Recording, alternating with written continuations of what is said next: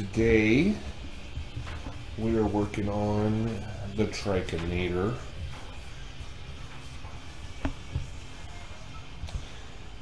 And I've just got to say, I'm sorry, because there's a lot that's happened between the last video and this one. A lot of footage was lost, unfortunately. I went to save the video, I had it all edited and everything, and I went to save it, something happened, I lost it. So, but there are still, so I'm just going to recap actually what I've done and then tell you what we're going to do today. So far I just kind of tack welded the seat on. This seat that was meant for Old Blue, the bike that I still have to build. So it's just kind of tacked on to the frame. I haven't really figured out a permanent solution yet, but it's better than sitting on the bars. And then I just cut out the fiberglass or this plastic, whatever. I think it's plastic, but I cut that out to fit, so at least it's got a body. I've added this Mikuni carb. I believe, I don't remember what size it is, but, and then the carbon in the intake spacer there. And a filter, of course. I've had to do, let's see, the jet in here is not right. I feel like it could use a much bigger jet because it sounds like it's lean popping and stuff. So what I've had to do, and the more I've wrapped it, the better it ran, I've just choked out the air filter to choke the engine. And it seems to be running pretty good right now. But yeah, it's a temporary fix, so I'll get some jets for it later and experiment with those. More of the motor. I took out the oil pressure sensor that sits out in front. Took out the, what do you call that, governor. Tapped it and put a bolt in there. That's pretty much it for the motor. Then I went and picked up the Juggernaut, which is really awesome because instead of your other clutch where it just kind of feels like it's on and then off, you know, you just and that's it. It's like no matter how much you turn the throttle, even without the governor, it's not going to go any faster. The Juggernaut actually lets you use your RPM range. You can cruise at low, mid, high, and will also let you blow up your motor, so you got to be careful because it will let you over rev, unlike the old clutch where it was full blast and it would go as fast as it could go and that's it, and then off. This is way better. This is way fun, much more funner, much more fun. Anyway, more gooder. And then the handmade exhaust you've seen before. The tires are new. This is part of the last video that got corrupted. I got 3 matching tires, street tires all the way around on the same rims. These are 13-inch tires on 10-inch rims. Got those installed. My buddy of mine, his name is Buddy. He bought like a $40 Harbor Freight tire changer, and he said it was actually harder to do these tires than the tires on his truck, switching rims on a full-size vehicle. It was harder to do these, and partly because it was for large rims. The shaft didn't even fit in the center of this rim, so we had to rig something up, but we got it working, we got it done. I got no gas cap, so I've got this air filter that just kind of pops on there just right.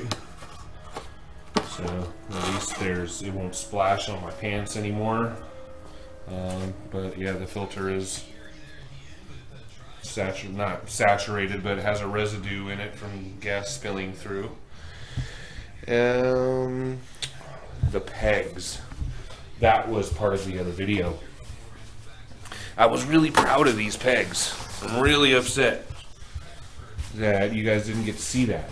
But I took away the old crappy pegs that were way out in front, and I got these guys. Even notched the tubing and everything. Installed the spring. Let's see if I can get you down there. Another thing I realized too that I just forgot is this camera's a lot shakier. It doesn't have like the motion gimbal, steadiness gimbal or whatever. And I am recording in 4K, 30 frames per second. So, and I will be downloading it in that quality as well. Which hopefully this video isn't too long, so I gotta be quick now that I think about it, because this could get up to like 15 gigabytes for like a 25-minute video. So we'll see what happens in the end here when I'm done. So I think that pretty much wraps up what I've done so far.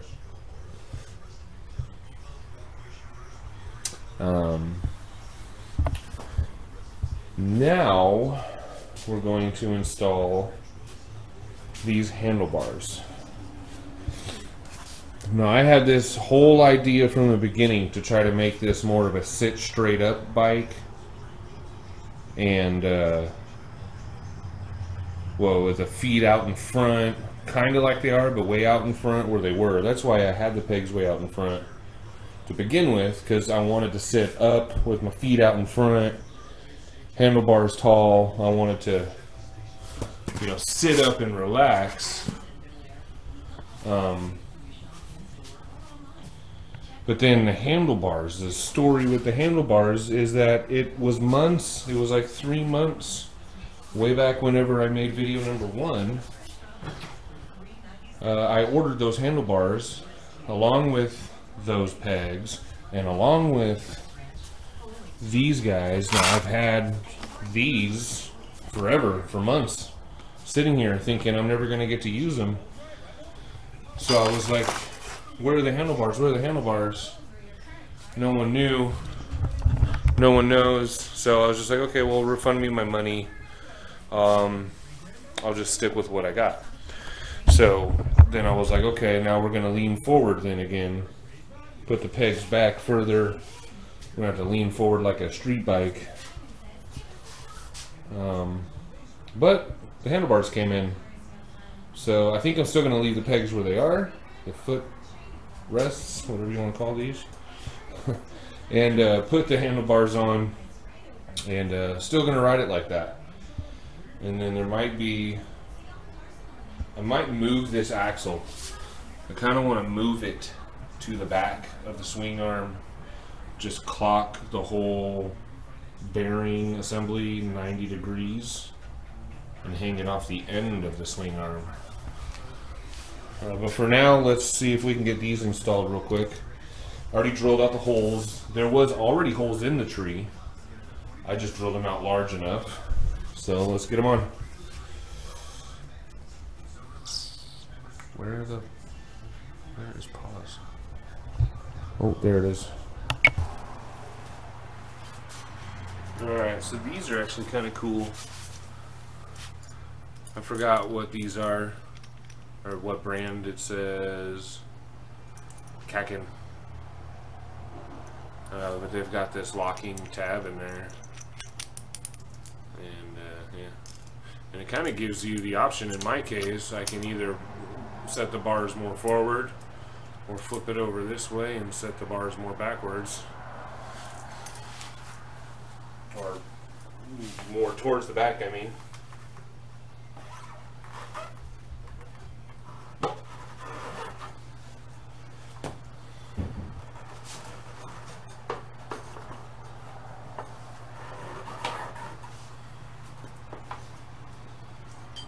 Let's see, but I think I want them forward.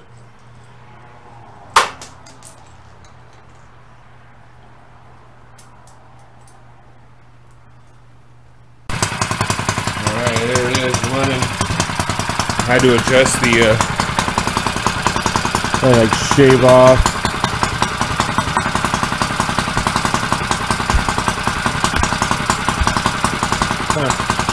Yeah.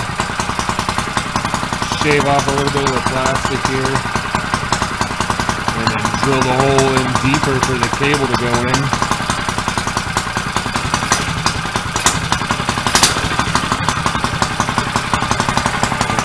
Yeah, still a little bit of gas on the ground, but let's take it for a rip. Oh, hold on. Didn't tell you to push nothing? Okay. No, I wasn't pausing it. You can just get rid of the, like, all the letters and stuff by touching the screen. So it's recording now. Alright.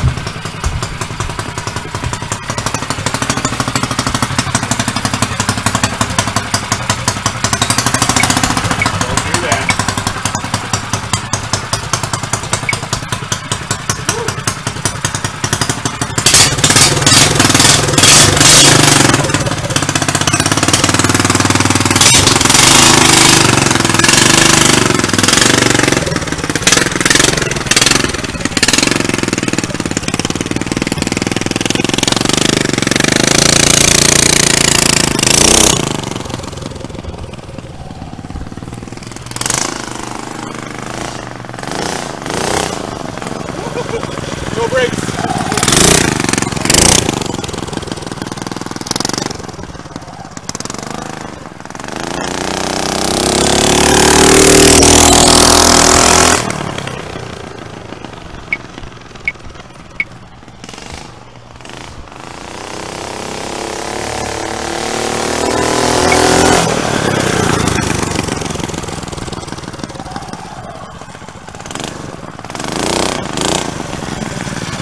Gary, you lost your filter.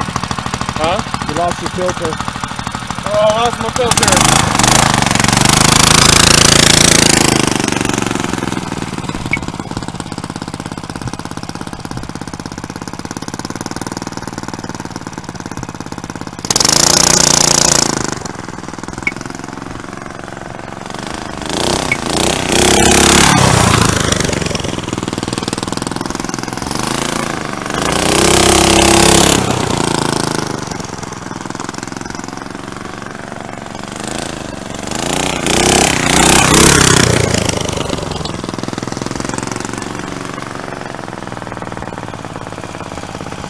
Right? No?